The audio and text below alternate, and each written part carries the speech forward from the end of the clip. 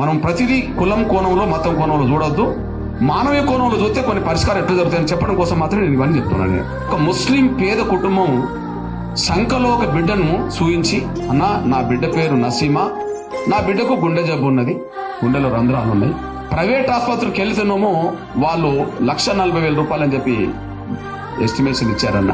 నేను వ్యక్తిగా ఒక పేద కుటుంబం వచ్చిన నేను 1,40,000 పెట్టలేను, కానీ ఆ సమస్య పరిష్కరించాల్సింది ప్రభుత్వం కదా అనే ఆలోచనతో కొన్ని నెలల టైం ఇచ్చి తిరిగి ఒక ఉద్యమం నిర్మిస్తే ఈ దేశంలో ఈ ప్రపంచంలో ఎక్కడ లేని విధంగా కార్పొరేట్ ఆసుపత్రులు మాత్రం పేదలకు వైద్యం అందుతుంది.